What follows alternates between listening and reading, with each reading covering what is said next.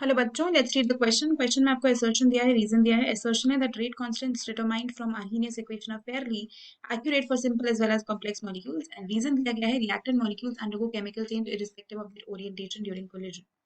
और उसके बेसिस पे आपको चार ऑप्शंस दिए हैं that if both assertion and reason are true and reason is the correct explanation of assertion, both are true but reason is not the correct explanation, a is true, r is false, a is false, r is true। तो ये चार options आपको दिए गए हैं।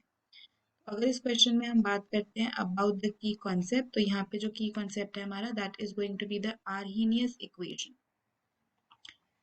ठीक है, अगर हम आर्हेनियस इक्वेशन की बात करते हैं तो आर्हेनियस इक्वेशन क्या होती है, k इज इक्वल टू ए ई की power minus E A divided by R T, जहाँ पे k आपका रेट कांस्टेंट है, a आपका प्री एक्सपोनेंशियल फैक्टर या फ्रीक्वेंसी फैक्टर है, e एक्टिवेशन एनर्जी है, r गैस कांस्टेंट है और t टेम्परेचर है।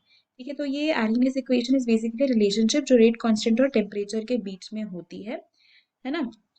एंड जो रेट कांस्टेंट इस इक्वेशन से हम निकालते हैं, आर्हेनियस इक्वेशन से अगर हमें एक्टिवेशन एनर्जी पता है, टेम्परेचर पता है, गैस कांस्टेंट की वैल्यू हमें पता ही होती है, पी एक्सपोनेंशियल फैक्टर उस रिएक्शन का पता है, तो हम उस पर्टिकुलर रिएक्शन के लिए के निकाल सकते हैं and they are fairly accurate. जो इस मेथड से निकलते हैं वो फेयरली एक्यूरेट होते हैं, काफी एक्यूरेट रेट कांस्टेंट वैल्यूज होती हैं, क्योंकि सिर्फ वही मॉलिक्यूल्स,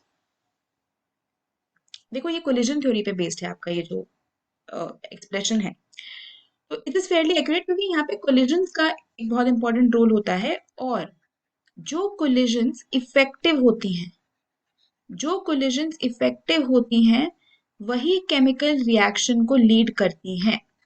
इफेक्टिव कोलिजन्स मतलब जिसमें प्रॉपर ओरिएंटेशन है, राइट? मतलब जो मॉलिक्यूल्स कोलाइड कर रहे हैं दे आर प्रॉपरली ओरिएंटेड, वही कोलाइड हो सकते हैं, वही कोलिजन्स इफेक्टिव कोलिजन्स होती हैं, and only those collisions lead to a chemical reaction, right?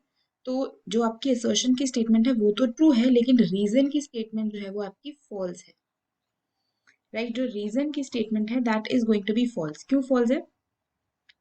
क्योंकि ये कह रहा है कि reactant molecule can undergo a chemical change irrespective of the orientation. ये बात बिल्कुल गलत है, ये बात बिल्कुल गलत है। मॉलिक्यूल्स केमिकल चेंज या केमिकल रिएक्शन तभी करेगा जब उसकी ओरिएंटेशन प्रॉपर होगी और तभी कोलिजन्स इफेक्टिव होंगी, राइट? एंड इनफेक्टिव कोलिजन्स की वजह से ही जो रेट कांस्टेंट इस एक्सप्रेशन से निकलता है दैट इज फेयरली एक्यूरेट। तो असर्शन ट्रू है, रीजन फॉल्स है, करेक्ट आंसर ऑप्शन 3 हो जाएगा। तो अगर इस क्वेश्चन की हम बात करते हैं अबाउट द फाइनल आंसर, तो फाइनल आंसर हमारा रहने वाला है option 3, right? Hope you understood it well, best of luck.